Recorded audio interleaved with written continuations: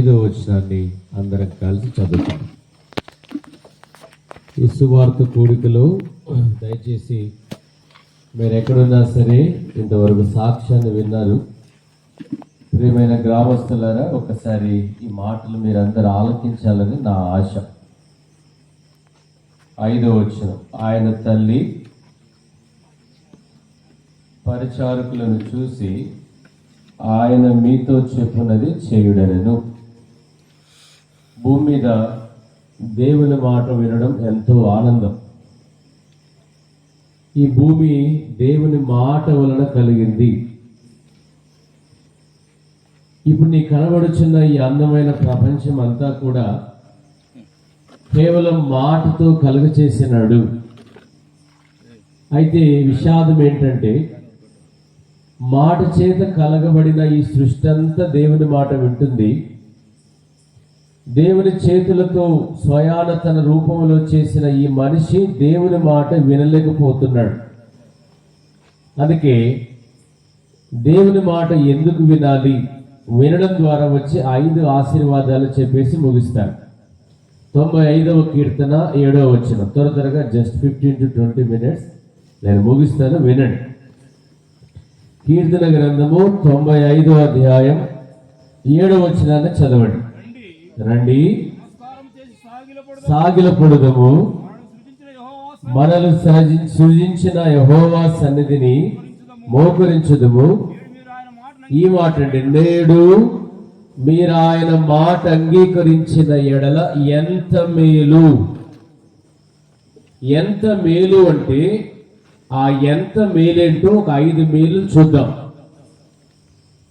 So 128వ కీర్తన 2వ వచనములో, నీవు ధన్యుడవు, నీకు మేలు కలుగును. ఈ భూమి మీద దేవుడు మేలే చేస్తాడు తప్ప కీడు చేయడు. బహుశా మనిషి కీడు చేస్తాడు, మనిషికి దేవుడు మేలు ఉపకారం చేస్తాడు. ఒకవేళ బహుశా మనిషి ఏదైనా ఒకవేళ లాభం కలిగించవచ్చు, బహుశా ఏదైనా చేయొచ్చు. పరమందున దేవుడు మానవునికి మేలు చేయాలని ఆశపడుతున్నాడు. కాబట్టి ఈ రాత్రి నీ జీవితం అంతా కీడుల గుండా వెళ్తుందా? బహుశా మేలును చూడకుండా బ్రతుకుతున్నావా? నీ జీవితంలో పుట్టిన నాటి నుండి మేలు ఎరగకుండా ఉంటే, ఇదిగో ఈ రాత్రి నీ జీవితానికి మేలు చేయాలని దేవుడు ఆశపడుతున్నాడు. సో ఈ మేలుని కలగాలంటే ఒక్కటే ఒక కండిషన్ ఏంటంటే, నేడు మీరు ఆయన మాట వింటే ఎంత మేలు. కాబట్టి ఈ రాత్రి కాల సమయంలో ఆ మేలేంటో నీకు తెలుసుకోవాలని ఆశ ఉంటే, ప్రియమైన గ్రామస్తులారా, దయచేసి ఓపికతో మీరు ఎక్కడున్నా ఈ వాక్యాన్ని వినాలని ఆశపడుతున్నాం. సో 5 మేలు చూద్దాం.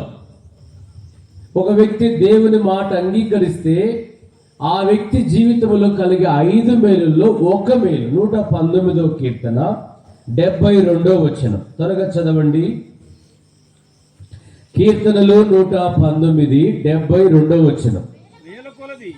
ఇక్కడ వేల కొలది వెండి బంగారు నాణెముల కంటే నీవిచ్చిన వాక్యము మాకు సో మొట్టమొదటి బెనిఫిట్ లేదా మొట్టమొదటి మేలు ఏంటంటే ఈ వాక్యం. సో మేరే భాయ్ బహనో, ఏ కలాం సబ్కే లియే, ఈ వాక్యం అందరి కొరకు.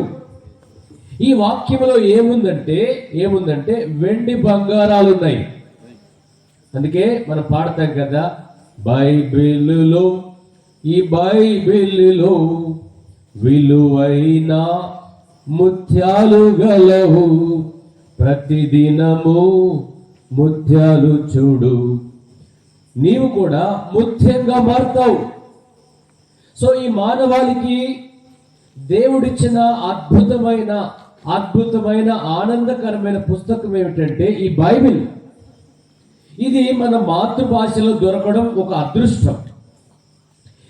ఒకప్పుడు దీన్ని తృణీకరించిన వారు, ఒకప్పుడు దీన్ని చింపేసిన వారు, దీన్ని అసహించుకున్న వారు ఇప్పుడు ప్రాణంగా ప్రేమిస్తున్నారు. ఇది లేకపోతే మేము బతకలేము. ప్రతిదినం ఈ వాక్యాన్ని చదవకపోతే మేము బతకలేము. మా భావం, మా బాధ్యత, మా కర్మ అంటారు కదండి లోకంలో, నీ కర్మరా. మా కర్మ ఇది, మా సిద్ధాంతం ఇది, మా నడకిది, మా జీవన శైలిది.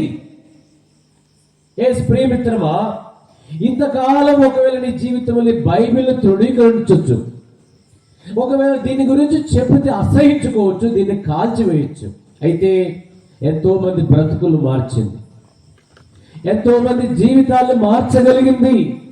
ఈ తలంపు ఎంత చెప్పినా ఏమండి తరగని పాఠం ఈ రాత్రంతా. కాబట్టి ప్రియమైన వారలారా, దేవుడు అనుగ్రహించిన శ్రేష్టమైన మేలు ఏంటంటే ఈ వాక్యమే. నీ జీవితంలో ఇందులో ఆజ్ఞలు ఉన్నాయి, ఇందులో దేవుని మాటలు ఉన్నాయి. ప్రతిరోజు చదువు, ప్రతి దినం పాటించు, ప్రతి దినం అంగీకరించు. అదే దేవుని యొక్క ప్రణాళిక. నేడు మీరు ఆయన మాట వినండి, ఆయన మీతో చెప్పినది చేయండి. ఎక్కడికి వెళ్ళాలి? ఆయన చెప్పింది చేయాలంటే ఎక్కడికి వెళ్ళాలి? ఇదిగో వాక్యం దగ్గరికి వెళ్ళాలి. ప్రభువా నాతో మాట్లాడు. నువ్వేం మాట్లాడుతావు? వాక్యాన్ని చదువు. దేవుడు నీతో ఏం మాట్లాడుతున్నాడు అది చేయి. చేస్తే దీవించబడతావు, తృణీకరిస్తే నష్టపోతావు. ఈ బైబిల్లో చాలా మంది రాయబడ్డారు. ఈ లోకములో కనబడుతున్న వారు, నష్టపోయిన వారు అందరు ఎవరంటే తృణీకరించిన వారే. అందుకే నేను మరలా చెప్తాను, నీ యవ్వన జీవితంలో ఈ వాక్యాన్ని మోయి. నీ యవ్వన జీవితంలో ఈ వాక్యాన్ని నువ్వు మోస్తే నీ వృద్ధాప్యంలో ఈ వాక్యం నేను బతికిస్తుంది. ఇది మన చేతుల్లోకి రావడానికి ఎంతో మంది ప్రాణాలు పెట్టినారు. ముగించమంటారా? ఇది మన చేతుల్లోకి రావడానికి ఎంతో మంది జీవితాలు అర్పించినారు. ఒక దైవజనుడు విలియం టిండేల్, మీకు తెలుసు. ఆ విలియం టిండేల్ అనే దేవుని సేవకుని ఒక ఇనుప స్తంభాన్ని కట్టినారు. కట్టేసి ఎందుకొరకు ఆయన చెప్పిందంత ఈ వాక్యం ఆ రోమాధికారులకు, ఇంగ్లాండ్ దేశపు ప్రముఖులకు, ఎలారా ఇదిగో వాక్యం మీరు అనుసరించేది కరెక్ట్ కాదు, ఇది సత్యం అని చెప్తే ఆ స్తంభాన్ని కట్టేసి మంట పెట్టినారు. ఆయన కాలుతూ పలికిన మాట, దేవా వీళ్ళని చంపేయి, వీళ్ళని నరకానికి పంపేయమని చెప్పలా. నాకు ఇంత శిక్ష చేసినారు, వీళ్ళందరూ నరకానికి వెళ్ళిపోవాలని చెప్పలా. ఆయన పలికిన మాట ఏంటో తెలుసా? దేవా ఈ ఇంగ్లాండ్ దేశపు రాజుల కళ్ళు తెరువు, ఈ ఇంగ్లాండ్ దేశపు రాజుల కళ్ళు తెరువు. ఆ తర్వాతనే ఆయన మరణ అర్పణ తర్వాతనే ఇంగ్లాండ్ దేశపు రాజుల కళ్ళు తెరవబడ్డాయి. ఆర్థరైజేషన్ ఇచ్చినారు. Authorized King James version. ఆ బైబిల్లో నుంచి 18వ శతాబ్దంలో ఈ దేశానికి first England missionary William Carey దేశానికి వచ్చినాడు. ఆయన బిడ్డను కోల్పోయినాడు. సముద్ర ప్రయాణంలో మొట్టమొదటి కుమారుడు చనిపోతే జల సమాధానం చేసినాడు. ఆ తర్వాత బెంగాల్కి వచ్చినాడు. ఒక భయంకరమైన వ్యాధి, దోమలు కుట్టి కుమారుడు చచ్చిపోయినాడు. అది చూసిన భార్య పిచ్చిదై, ఆమె పిచ్చిదైతే సేవనాపలా, బైబిల్ తక్షణాపలా. ఒకసారి ప్రింటింగ్ ప్రెస్ కాలిపోయింది. ఏదాపలా. ఈరోజు మన చేతిలోకి వచ్చిన ఈ బైబిల్ ఆయన పుణ్యమే. సిపి బ్రౌన్ ఆయన పుణ్యమే. కాబట్టి మిత్రమా, దీన్ని నెగ్లెక్ట్ చేయకు. ఇదే మన జీవన విధానం, ఇదే మన కర్త, ఇదే మన కర్మ, ఇదే మన లాభం. కాబట్టి ఈ లోకం కంటే ఇదంతా తుచ్చమైంది.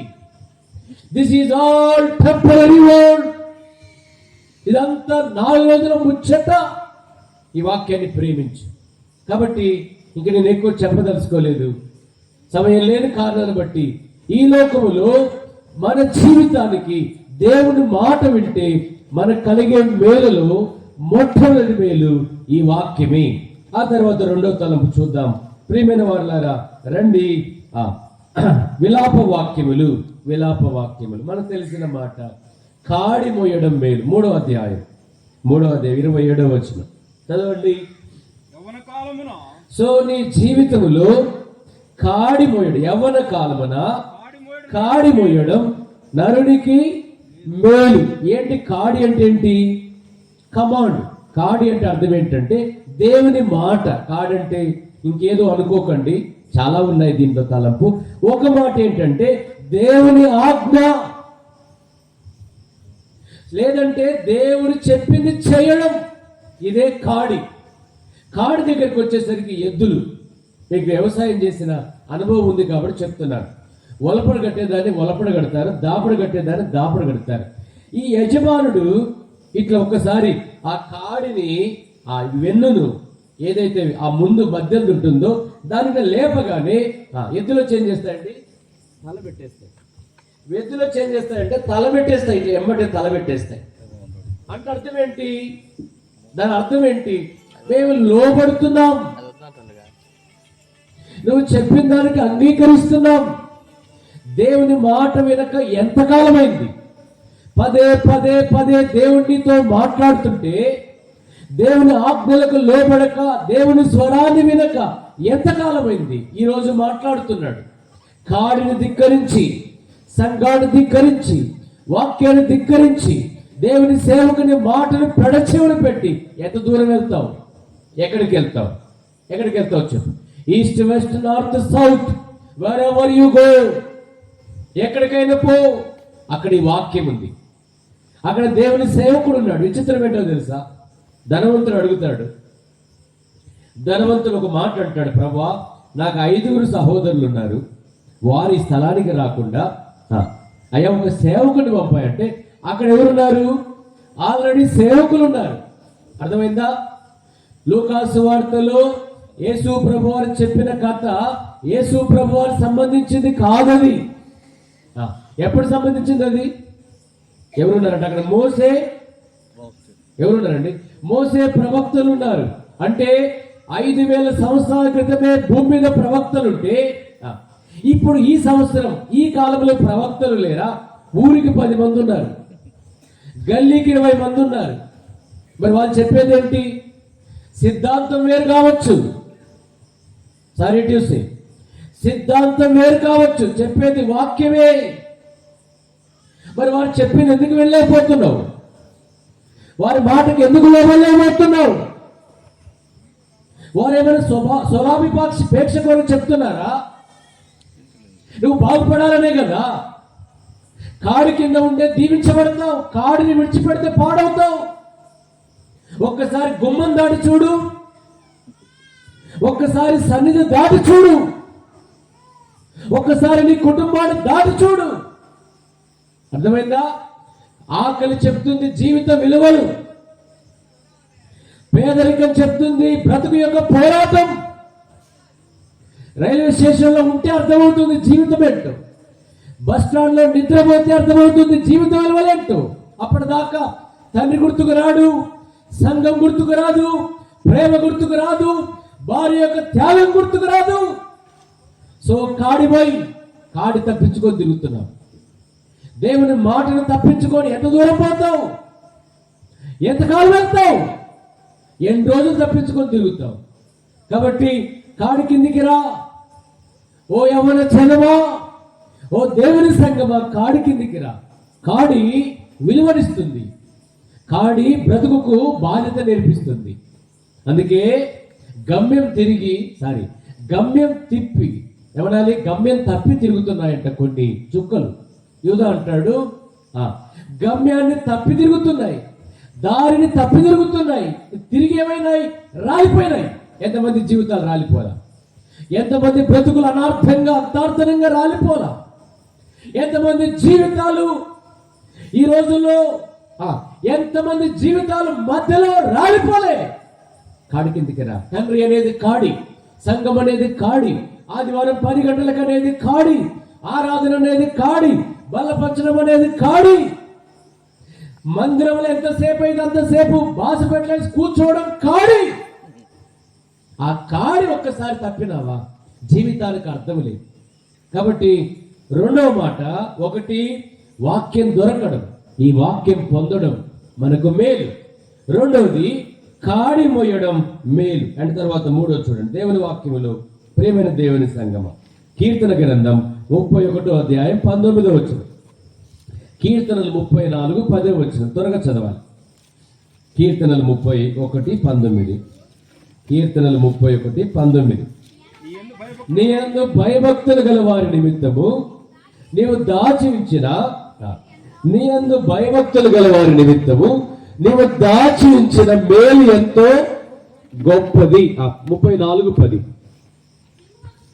34:10. సింహ పిల్లలు లేమి గలవై ఆకలి గొనును యెహోవాను ఆశ్రయించిన వానికి ఏ మేలు కొదవలేదు. సో మూడవ మేలు ఏంటంటే దాచి ఉంచిన మేలు. ఏం దాచినాడు ఏంటండి? ఆయన మన కొరకు ఏం దాచినాడు? తల్లిదండ్రులు ఫంక్షన్లకు వెళ్తారు. తల్లిదండ్రులు ఫంక్షన్లకు వెళ్ళినప్పుడు అక్కడ బూరెలు ఇస్తారు, అరటిపండ్లు ఇస్తారు అన్నంతో పాటు. ఇప్పుడు తల్లిదండ్రులు ఏం చేస్తారు? పిల్లలు ఇంటికాడు ఉంటే ఆ అరటిపండ్లను జేబులు పెట్టుకొని, ఆ బూరెలు గారెలు పెట్టుకొని, ఆ టవల్లో తుండులు కట్టుకొని ఇంటికి తీసుకెళ్తారు. అంటే అర్థం ఏంటి? పిల్లలు ఇంటికాడు ఉన్నారు. ఎలారా దేవుడు దాచిపెట్టినాడు. ఏం దాచినాడు? ఇప్పుడు నువ్వు రక్షణ కొరకు ఎదురు చూస్తే ఆ రక్షణ దాచిపెట్టినాడు. దాచి నీ కొరకు పెట్టినాడు. అర్థమైందండి? సో పీటర్ గారి కుమారుని రక్షణను, పీటర్ గారి కుమారు యొక్క సేవా ప్రతిఫలాన్ని తండ్రి చూడలే. అయితే భూమి పునాదులు వేయబడక ముందే ఆదాములో తప్పిపోవడం అక్కడే రాయబడింది. అదే పశ్చాత్తాపంతో అదే తిరిగి దేవుని యొద్దకు రావడానికి ఆయన కొరకు ఒక రక్షణ దాచిపెట్టినాడు. ఒకవేళ వీడిత దుర్మార్గుడు ఇంతగా నామాన్ని పెట్టినాడు, ఇంతగా నేనంటే లెక్క లేకుండా బతికినాడు, ఓ గొప్ప సేవకునికి బాధ కలిగించినాడు, వీని కొరకు నేను రక్షణ సిద్ధపరచను, అయినా వీనికి రక్షణ దాచిపెట్టను, ఈ రక్షణ వేరే వాడికి ఇస్తారనుకుంటే ఈ రోజు మనం పాడుతున్న పాపి నాయన నా కొరకు. సో గుర్తుంచుకో, నీ కొరకు ఆల్రెడీ దేవుడు ముందుగానే ప్రిపరేషన్, సబ్మిషన్ అండ్ సబార్డినేషన్, దేవుడు ముందుగానే రక్షణ నీ కొరకు సిద్ధపరిచినాడు. దానిలో నువ్వు తప్పించుకోలేవు. ఎంత దూరం పోతావు పో, ఎంతకాలం కాదులు వెళ్తావో వెళ్ళిపో. బట్ భూమి పునాదులు వేయబడక ఉంది నువ్వు దేవుని సంకల్పంలో ఉన్నావు. నీ కొరకు దేవుని సంఘం ప్రార్థిస్తుంది, నీ కొరకు దేవుని సేవకులు కన్నీరు కాలుస్తున్నారు. నీ కొరకు వేసి ఒక పాత్రలు అని దాచి ఎప్పుడు వస్తావో అప్పుడు రా. ఎంత తిరుగుతావో తిరుగు, ఎంత చెడిపోతావో చెడిపో, ఎంత పాడైతావో పాడిపో, ఎంత పోతావో పో, ప్రాణం మాత్రం పోదు. ఆ దాచి ఉంచింది పొందేదాకా పోదు. ఇది చాలా తలపులు అనుకున్నాను, నేను ముగిస్తాను దీని గురించి. యేసు దాచిపెట్టినాడు. అర్థమైందా? యేసు ఒక భార్యను దాచిపెట్టినాడు, ఓ భర్తను దాచిపెట్టినాడు, నీ జీవితం కొరకు ఒక అమూల్యమైన పిల్లలు దాచిపెట్టినాడు, ఒక సంఘాన్ని దాచిపెట్టినాడు. ఇంత కనబడుతున్న ఈ బ్రతుకు, ఇంత చెడిపోయిన కూడా మళ్ళీ ఒక బ్రతుకును దాచిపెట్టినాడు. ఎంత దేవుని ప్రణాళిక. జనరల్గా ఎవరు దాచిపెడతారు? ఎవరిస్తారండి? ఏమిటండి? వాడు రాలేదంటే వాళ్ళది కూడా తినేద్దాంరా, వాడు వినట్లేదురా, వారికి అవసరం లేదురా, ఇంకోటికి ఇచ్చేద్దాం. ఇది మానవ లోకం. దేవుడు అటువంటి దుర్మార్గుడు కాదు సుమా. ఆయనంత మనమలే ఆలోచించేవాడు కాదండి. తండ్రి ప్రేమ. ఈ లోక తండ్రి వినే కొడుకుని ఎక్కువ ప్రేమిస్తాడు, వినని కొడుకుని దూరం చేసుకుంటాడు. వినే కొడుకుకు వీలునామా రాస్తాడు, వినని కొడుకుకు ఏదో ఒక భిక్ష వేసినట్టు వేస్తాడు. బట్ నువ్వు విన్నా వినకపోయినా, నువ్వు లోపడకపోయినా, నువ్వు ఆయన ప్రేమించకపోయినా, ఆ శివ త్యాగాన్ని అర్థం చేసుకోకపోయినా నీ కొరకు మేలును దాచిపెట్టినాడు. ఆ మేలును కాదని రాత్రి వెళ్ళిపోతావా? లేదా మేలును గుర్తించకుండా ఇక్కడి నుంచి వెళ్తావా? కాబట్టి ఆయన మాట వింటే ఎంత మేలు. ఆ ఎంత మేలుల్లో మొదటి మేలు ధర్మశాస్త్రం అనేది మేలు, రెండవది కాడి, దేవుడు మనకిచ్చిన కాడి మేలు, అండ్ మూడవది ఏంటండి? దాచించిన మేలు గొప్పది, అండ్ ఫోర్త్లీ నాలుగో చూడండి. దేవుని వాక్యంలో ప్రియమైన వాళ్ళరా, సామెతల గ్రంథం 17వ అధ్యాయం 7వ వచనం, సామెతలు 17:1 సామెతలు 17:1. ఉన్నా ఇంట నుండుట కంటే నెమ్మది కలిగి ఉండటం మేలు. నాలుగోది ఏమిటంటే నెమ్మది కలిగి ఉండటం మేలు. ఈ మాట గుర్తించు. అయ్యా, ఇప్పుడు నా ప్రశ్న ఏంటంటే, నీకు నెమ్మది ఉందా? ఈ యొక్క ఒంగోలు చుట్టూ ఒక 100 ఎకరాల భూమి ఉండొచ్చు, బహుశా లేకపోతే ఒక మంచి ప్యాలెస్ ఇల్లు ఉండొచ్చు. ఇప్పుడు నీ ఇంట్లో నెమ్మది ఉందా? నీ ఇంట్లో నెమ్మది ఉందా చెప్పు. ఒకసారి దేవుని వైపు చూడు, ఒకసారి దేవుని పాదాల దగ్గరకు వచ్చి చూడు. ఆయన దగ్గర నెమ్మది ఉంది, కావలసినంత ఉంది. నువ్వు ఎంత కావాలంటే అంత ఉంది. ఈ లోకంలో ఏముంటే ఫలితం? నెమ్మది లేకపోతే మనుషులు ఆరాటపడుతున్నాడు, టెన్షన్ అయిపోయింది లైఫ్. ఎందుకు మానవునికి ఎందుకు ఈ సమస్యలు తెలుసా? ఎందుకు? ప్రప్రదమైన కారణం అంటే టెన్షన్ లైఫ్, ఆరాటం, ఆర్భాటం. ఏదో అయిపోతుంది, ఏదో చేయాలి. ఏం చేస్తావు? చివరికి ఏం చేస్తావు? ఏదో సాధించాలి, ఏదో చేయాలి. ఏం సాధిస్తావు చెప్పు? బతకాలి, బతుకు పోరాటంలో సంపాదించాలి, పేరు గట్టించాలి, పేరు రావాలి, బతకాలి. ఎక్కడ బతుకుతావయ్యా? ఎంతకాలం బతుకుతావు? విచిత్రం ఏంటో తెలుసా? ఎక్కువ కాలం బతకాలనుకున్న వాళ్ళు తొందరగా చచ్చిపోయినారు. తొందరగా చచ్చిపోవాలనుకున్న వాళ్ళు ఈ ప్రపంచం ఎక్కువ కాలం వచ్చింది. ఎందుకు? ఈ వ్యక్తికి తొందరగా చచ్చిపోవాలనిపిస్తుంది. బాధపడేవాడు లోకానికి కావాలి, కష్టాల గుండా వెళ్ళేవాడు లోకానికి కావాలి, అవమానాల గుండా వెళ్ళేవాడు లోకానికి కావాలి. భవిష్యత్తు తరాల్లో ఎవడైనా అవమానం గుండా వెళ్ళేవాడు ఉంటే ఎవరిని గుర్తుపెట్టుకోవాలి, ఎవరిని చూడాలి. అందుకే వాడిని దేవుడు ఉంచుతాడు. కాబట్టి గుర్తుపెట్టుకో. నేను అడిగే ప్రశ్న ఏంటంటే, నీకు నెమ్మది ఉందా? ఒక్కసారి ప్రభువుని అంగీకరించి చూడు. ఆయన అన్నాడు యోహాను సువార్త 14:27లో, నా శాంతి అన్నాడు. చూడండి ఆ మాట, 14:27. త్వరగా చదవాలి. శాంతి మీకు అనుగ్రహించి వెళుచున్నాను, నా శాంతి. చాలండి, నా శాంతి. ఈ లోకంలో ఎక్కడ కూడా వినకపోవచ్చు ఈ మాటలు. బహుశా డబ్బులు ఇస్తాను రండి, నీకు పేరు ఇస్తాను రండి, నీకు స్వస్థత చేస్తాను రండి అనొచ్చు. అయితే ఒక్కసారి గుర్తుపెట్టుకో, యేసయ్య ఒక్కరే. ప్రయాసపడి భారం మోసుకున్న జనులారా నా యొద్దకు రండి, నేను మీకు విశ్రాంతినిస్తానని పలికింది యేసు ప్రభు ఒక్కరే. ఎందుకంటే ఆయన పేరు సమాధానకర్త, ప్రిన్స్ ఆఫ్ పీస్. ఆయన శాంతికి రాజు. ఈ గుండె మీద చేసుకొని చెప్పు, నీకు శాంతి ఉందా? నీ గుండె మీద చేసుకొని చెప్పు.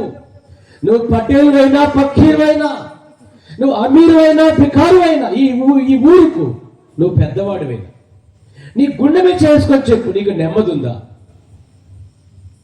నీ జీవితం, నీ ఇంటి నిండా బంగారం ఉంది, నీ ఇంటి నిండా ఎంత సర్వసంపద ఉంది, నెమ్మదితో పండుకుంటున్నావు. దావీదు అన్నాడు 5వ కీర్తనలో, నేను నెమ్మదితో పండుకుందును అన్నాడు. ఏంటండి? నేను నెమ్మదితో పండుకుంటాను. నువ్వు ఎట్లా పండుకుంటున్నావు? నిద్ర రావట్లా. ఈ దినాల్లో ప్రత్యేకంగా మెట్రో సిటీస్ లేదా పెద్ద పెద్ద సిటీలలో ఆ నిద్ర రావట్లా. సమస్య ఏంటో తెలుసా? సమస్య ఏంటో, ₹1,00,000 బెడ్ ఉంది, కావలసినంత ఏసీ గాలి వస్తుంది, అంత సెక్యూరిటీ. ఆ రూముకు మేము పెద్ద టవర్లలోనే పరిచయకి పోతూ ఉంటాం. వాళ్ళ ఇంటికి పోవాలంటే ఒక కోడు, ఇంటి గేట్ దాటాలంటే కోడు, ఆ బిల్డింగ్ ఎక్కాలంటే కోడు, ఆ ఇంటికి పోయిన తర్వాత కూడా ఒక కోడు. అందుకే ఒక్కోసారి కోడి బంద్ చేసిన వాళ్ళ ఇళ్ళలకు. అర్థమైందండి? అట్లుంటుంది లెక్క. సో ఇప్పుడు వాళ్ళ డోరుకు లాకు, గేట్ దగ్గర లాకు, ఫేస్ చూస్తారు. వాడు యాక్సెప్ట్ చేస్తేనే లోపలికి పోవాలి. అర్థమైందా? ఇంత ఉండ కూడా నీకు నిద్ర ఎందుకు రావట్లా? మరి బస్ స్టాండ్లో పండుకున్నాడు, వాడి నింట దోమలు కుడుతూ ఉంటాయి. లేస్తాడండి? మరి నీకెందుకు రావట్లే నిద్ర? నీకెందుకు లేదా నెమ్మది? అంటే ఆ నెమ్మది ఇచ్చే దేవుని దగ్గరికి రాలి. కాబట్టి మిత్రమా, 4వ మేలు, ఆయన మాట విని ఆయనతో వస్తే నెమ్మది. ఆ నెమ్మది యేసు ప్రభులో ఉంది. కాబట్టి పిచ్చోళ్ళమై ఆ నెమ్మది పొందడానికి వచ్చిన మా మతం, మీరు అనుకుంటున్న అభిమతం ఏదైంది, అది పిచ్చిగా మీకు కనబడచ్చు. వీళ్ళకి ఇదే పిచ్చి, మా పిచ్చి, మా బతికే ఇది, మేము నెమ్మదిగా ఉన్నాం. ఈ నెమ్మది నీకు కావాలంటే అయ్యా పాట పాడతాం, సిలువ చెంతకురా, సిలువ చెంతకురా. అక్కడ అంటాడు, ఎచ్చటలేని నెమ్మది ఉంది, ఎవ్వారు ఇవ్వని శాంతి ఉంది. ఎలారా? ఎచ్చటలేని శాంతి, ఎక్కడ లేని నెమ్మది. కాబట్టి ఈ రాత్రి ఈ నెమ్మది కావాలంటే ఆయన మాట విను. అండ్ ఫైనలీ లాస్ట్ మాట, డిట్రానమీ, ద్వితీయోపదేశకాండం. రండి దేవుని వాక్యంలో ద్వితీయోపదేశకాండం 30వ అధ్యాయం 15వ వచనం. ఈ మాట అండి, చివరి మాట. డిట్రానమీ 30:15. చూడుము, జీవమును మేలును మరణమును కీడును. ఇక్కడ గమనించండి, జీవం అనేది మేలు, మరణం అనేది కీడు. అర్థమైందండి? లాస్ట్ మేలు ఏంటో తెలుసా? జీవము. యోహాను సువార్త 5వ అధ్యాయం 29వ వచనం చదవండి. యోహాను 5:29 లాస్ట్ వర్డ్. యోహాను 5:29 ముగిస్తాను. మేలు చేసిన వారు జీవ పునరుత్థానమునకు, కీడు చేసిన వారు ఇక్కడికి రండి. అయ్యా, యేసయ్య దగ్గర లైఫ్, జీవం ఉంది. అందుకే జీవం అనేది మేలు, మరణం అనేది కీడు. ఇప్పుడు దేన్ని కోరుకుంటాం? రెండే రెండు మార్గాలు ఈ జీవయాత్రలోన, జీవం మరణం గమ్యాలు ఈ బ్రతుకు బాటలోన. ఏ మార్గం కావాలో నీదే నిర్ణయము. ఏది కావాలి? బహుశా ఇంతకాలం నువ్వు అనుకున్నట్టు నువ్వు మరణపు మార్గంలో ప్రయాణం చేసినావు.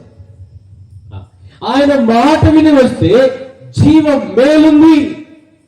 బహుశా ఏదో ఒక రోజు ఈ లోకాన్ని వదిలిపెడతావు.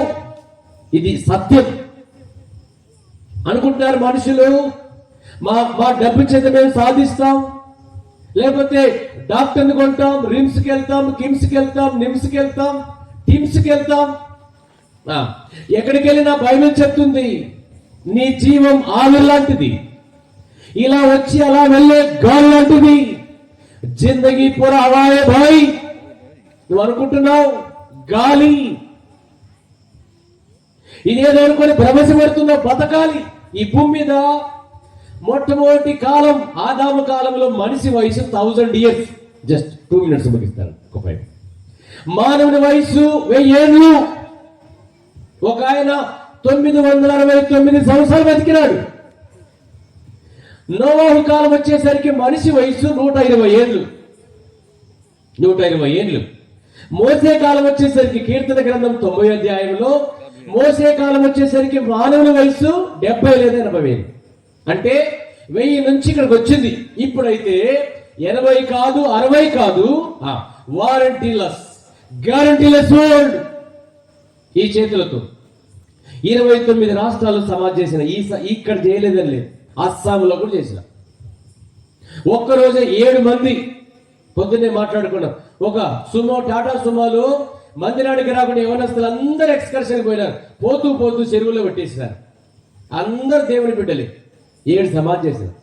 అయ్యా, నాట్ బిగ్ ఇష్యూ, ఇది పెద్ద సమస్య కాదు. నేను చచ్చిపోతాను, ఒకరోజు నువ్వు చచ్చిపోతావు. గ్యారంటీ లేని లోకం ఇది. అయితే నాకు ఒక దేశం ఉంది, దాన్ని జీవం పరలోకం. నేను అక్కడికి వెళ్తాను. ఒకరోజు చస్తాను, నువ్వు చస్తావు. ఈ మాట నీకు నచ్చకపోవచ్చు. ఏం చేస్తావు? ఎంతకాలం ఉంటావు? ఎన్ని రోజులు ఉంటావు? ఎంతకాలం ఉంటావు? ఎన్ని రోజులు ఉంటావు? ఒక ఆయన మైకేల్ జాక్సన్ అనేటైనా 150 ఏళ్ళు బతకాలనుకున్నాడంట. 150 ఏళ్ళు బతకాలనుకొని 15 మంది డాక్టర్లు పెట్టుకున్నాడు. ఎంట్రుకు ఒక డాక్టరు, చర్మానికి ఒక డాక్టరు, పంటికి ఒక డాక్టరు, కంటికి ఒక డాక్టర్, అన్ని 15 డాక్టర్లు. ఆయన తినాలంటే చెక్ చేయాలి, ఆయన ఏదైనా పౌడర్ రాసుకోవాలని చెక్ చేసుకోవాలి. అటువంటి ఆయన ఎంతకాలం చచ్చిపోయింది తెలుసా? 150 ఏళ్ళు బతకాలనుకున్న ఆయన కేవలం 50 ఏళ్ళు చచ్చిపోయినాడు. 7 seconds ఇంటర్నెట్ ఆగిపోయింది ఒక టైంలో. ఎవరి మైకేల్ జాక్సన్ అని సెర్చ్ చేసే దాంట్లో ఆ కాలంలోనే 10 ఏళ్ళు అయింది అనుకుంటా. ఇంటర్నెట్ 7 seconds ఆగిపోయింది. ఇంకెప్పుడు ఆగలే. అటువంటి ప్రభావితం చేసే మనిషి 50 ఏళ్ళు చచ్చిపోయినాడు. మరి నువ్వు ఎంతకాలం ఉంటావు? ఎన్ని రోజులు ఉంటావు? తమ్ముడు, మరణాన్ని కోరుకొని దేవుని వదిలిపెట్టి, దేవుడు లేని జీవితం మరణమే, సత్యం తెలియని బ్రతుకు మరణమే, వాస్తవం తెలియని జీవితం మరణమే. ఇదిగో ఇది జీవం. నేడు జీవాన్ని కోరుకోండి. ఆ జీవమే మేలు, ఆ యేసయ్యే మేలు. కాబట్టి నేడు మీరు ఆయన మాట వింటే ఎంత మేలు, ఆ ఎంత మేలు 5 మేలు చూసినాం. కాబట్టి కడపటిగా ఇంకా మరణములు ఉండి దేవుని ప్రేమను కాదని చీకటిలో బ్రతికి ఈ సంఘం వద్దు, ఈ సహవాసం వద్దు, ఈ దేవుడు మా దేవుడు కాదనుకొని తృణీకరిస్తే, ఓ కొత్తకోట గ్రామస్తులారా, దేవుడు మీతో మాట్లాడుతున్నాడు. ఒకటే మాట, యేసే మార్గము, సత్యము, జీవం. యేసు రక్షకుడు, చనిపోయి సమాధి చేయబడి తిరిగి లేచిన మృత్యుంజయుడు మానవాళిని ప్రేమిస్తున్నాడు. ఎంత ఘోర పాపినైనా క్షమించడానికి. ఎలారా, నువ్వు ఎంత ఘోర పాపివైనా, అయ్యా నేను పాపిని కాదు, అన్నదానం చేసినా, వస్త్రదానం చేసినా, భూదానం చేసినా, గోదానం చేసినా మంచిదే చెయ్యి. కానీ బైబిల్ చెప్తుంది, నీలో కామ, క్రోధ, లోభ, మద, మోహమాశ్చర్యం అనే ఈ 6 గుణాలున్నాయి. అరిసెడి వర్గాలు. కామ, క్రోధ, లోభ, మద, మోహమాశ్చర్యాలు. కాబట్టి నువ్వు పాపిని. మాధవుడు మానవుడవుతాడు, మాధవుడు మానవుడవుతాడు, మానవుడు మాధవుడు కాలేడు. ఈ 6 గుణాలున్నాయి. ఆ మాధవుడే మానవుడుగా వచ్చినాడు. ఆ మానవుడే ఆకాశానికి భూమికి మధ్యలో వేలాడినాడు, రక్తం కార్చినాడు. ఆ రక్తమే మానవ కోటికి పాప పరిహారం. ఆ రక్తమే మానవ కోటికి పాప శరణ్యం. ఆ రక్తమే మోక్షానికి మార్గం. ఇంత గొప్ప రక్షణను, ఈ ప్రేమ పిలుపును కాదని వెళ్తావా? యేసయ్య ప్రేమను, ఈ జీవాన్ని కాదని వెళ్తే ఎక్కడికి వెళ్తావు? ఇంత గొప్ప రక్షణను తృణీకరించి ఎక్కడికి వెళ్తావు? ఈ కూర్చున్న వాళ్ళు ఇంకా మరణములేరనుంటే, దేవుని ప్రేమ లెక్క చేయకుండా నువ్వు సేవకుని పుట్టుండొచ్చు, సంఘ పెద్దకు పుట్టుండొచ్చు, బాధ్యతగా సహోదరుడికి జన్మించవచ్చు, మందిరంలో వాయిద్యములు వాయించవచ్చు, మందిరంలో చాపలు చక్కగా వేసి ఉండొచ్చు. వేసి నువ్వు ఎవరైనా కావచ్చు. Don't care. మాకు లెక్క లేదు. నువ్వు రక్షణ పొందితేనే మాకు లెక్క. నువ్వు దేవుని అంగీకరిస్తేనే లెక్క. నీ పాపాన్ని వదిలిపెడితేనే లెక్క. అప్పుడే నీ జీవితం సార్థకం అవుతుంది. నువ్వు రక్షణ పొందకుండా ఏం చేయొచ్చు? నువ్వు చక్కగా ఏదైనా చేయొచ్చు. Your unfit, you are not worthless life, countless life, listless life. So ఆ రక్షణ పొందు, ఆ జీవాన్ని కోరుకో, ఆ మేలు నువ్వు అనుభవించు. నేడు మేలులోకి రండి. ఇంతకాలం కీడులోకుంటే, పాపంలో ఉంటే, శాంతికి దూరం అయితే యేసును అంగీకరించండి. ప్రేమతో పిలుస్తున్నాడు. ప్రేమగల దేవుడు లోబన్నలను ప్రజల వైపు చేతులెత్తి బ్రతిమాలుతున్నాడు. ఆ ప్రేమను కాదని వెళ్తావా? కళ్ళు మూసుకొని ప్రార్థన చేద్దాం. ఒక్కసారి నువ్వు ఉన్న స్థలంలో నేను ఒక్క మాట అడుగుతాను. మేలు లేకుండా ఎంతకాలం బతుకుతావు? నీ జీవితం ఇప్పటికే ఏడుపు గుండా వెళ్ళింది. ఇప్పటికే కన్నీళ్లతో నీ బ్రతుకు వేసి నీ దిండు తడిచిపోతుంది. ఏడ్చి కుమిలిపోతున్నావు, కీడులు గుండా వెళ్తున్నావు. ఒక్కసారి నీతో మాట అడుగుతాను. మేలు కావాలా? నీకు ఈ నెమ్మది కావాలా? ఈ శాంతి కావాలా? ఇక్కడ నుంచి ఆ రక్షకుడు లేకుండా వెళ్తావా? ఆ శాంతి ప్రదాత లేకుండా వెళ్తావా? ఎవరైనా కళ్ళు మూసుకోండి. Please don't see others. I humbly request. మిమ్మల్ని మీరు చూడండి. ఎవరైనా సరే తమ్ముడు చెల్లి, ఒక్కసారి ఒక్క మాట అడుగుతాను. ఈ మేలు కావాలంటే, ఆ రక్షణ పొందాలనుకుంటే, యేసయ్యా నీ వాక్యాన్ని నాకు మేలుగా ఇచ్చినావు. నీ కాడి, నీ మాట వినడానికి మేలుగా ఇచ్చినావు. ముఖ్యంగా జీవాన్ని ఇచ్చినావు. ఈ జీవాన్ని తృణీకరించి చాలాసార్లు వెళ్ళినావు. ఎన్నోసార్లు చచ్చిపోయేవాడిని బతికినాను. ఎన్నోసార్లు ఎంట్రుక వాసిన మందంలో ప్రాణం పోయేది, కాపాడినావయ్యా. నా బ్రతుకు నీ కొరకే ఈ రోజు నీకు అర్పిస్తా. నాకు రక్షణ కావాలి, జీవం కావాలి అని ఎవరైనా ఉంటే మీ కుడి చేని పైకెత్తండి. మీకోసం ప్రార్థన చేస్తా. ఎవరైనా ఇక్కడ కూర్చున్న వారిలో అమ్మా ఎవరైనా ఉంటే తల్లి, దేవుని కళ్ళు మూసుకొని ఎవరు చూడొద్దు. వెనుకున్న వాళ్ళు, ముందు కూర్చున్న వారు తల్లి, దేవుని తీర్మానం, సహోదరి ఎవరొస్తున్నారా, దేవుని అక్కని దేవుని తీర్మానం దీవించదు గాక. ఎన్ని డెసిషన్ కార్డ్స్. సో ఎవరైనా ఉన్నారా? Don't see others. మిమ్మల్ని మీరు చూడండి. దేవుడు గుండె తెరవమంటున్నాడు, కళ్ళు తెరవమంటున్నా. అయ్యా కళ్ళు మూసుకొని మీ చెయ్యి పైకెత్తండి. ఇంకెవరైనా ఉన్నారా? ఎవరికి అడావుడి వాతావరణంలో చెప్పిన మాటలయ్యా జీవం కొరకు చెప్పినా అలానే చేయి పైకెత్తండి, మీకోసం ప్రార్థన చేస్తారు. ఇక్కడ ముందుకు రండి, ఇక్కడ ముందుకు రండి. అలానే ఉండండి. ఎవరు చూడడం లేదు, దేవుడు మిమ్మల్ని చూస్తున్నాడు. ఇంకెవరైనా ఉన్నారా? ఇక్కడ నుంచి ఖాళీగా వెళ్ళకు. రేపేం సంభవించిందో నీకు తెలియదు, రేపేం జరుగుద్దో నీకు తెలియదు. దేవుడు నీతో మాట్లాడుతున్నాడు. ప్రభు నేను దర్శించాలని ఆశపడుతున్నాడు. తమ్ముడు ఇక్కడ ఉన్నాడు. సో దేవుడు నీతో మాట్లాడుతున్నాడు. ఇంకెవరైనా ఉన్నారా? ఎనీబడి ఎవరైనా ఉన్నారా? అయ్యా ఇక్కడ నుంచి రక్షణ బయట ఉన్న వారు కూడా యేసును అంగీకరించండి. అయ్యా ఈ గ్రామ వాస్తవ్యులారు, యేసు మంచి దేవుడు, కులకర్త కాదు. అందరూ పాపులే, అందరూ పాపులే. ప్రేమగల దేవుడు మాట్లాడుతున్నాడు. ఇంకెవరైనా ఉన్నారా? చివరిసారి అడుగుతున్నాను, ఇంకెవరైనా ఉన్నారా? ఎవరైనా ఉండి కుడి చేయి పైకెత్తండి, మీకోసం ప్రార్థన చేస్తాం. ఎవరైనా ఉన్నారా తల్లి? ఇంకెవరైనా ఉంటే ఎత్తిన వాళ్ళు కాదు, అక్కడ వెనకాల కూర్చొని. ఎవరైనా ఉన్నారా? ఇంకెవరైనా? చివరిసారి అడుగుతున్నాను, దేవుని సేవకులు మీకోసం ప్రార్థన చివరిసారి అడుగుతున్నారు. ఎవరైనా ఉంటే అమ్మా రక్షణ పొందు, దేవా నాకు ఆ మేలు కావాలయ్యా, ఇంతకాలం కీడులో బతికినా నాకు మేలు కావాలని ఎవరైనా ఉంటే ఒక్కసారి. ఇమానుయేల్ గారు రండి, ప్రార్థన చేద్దాం.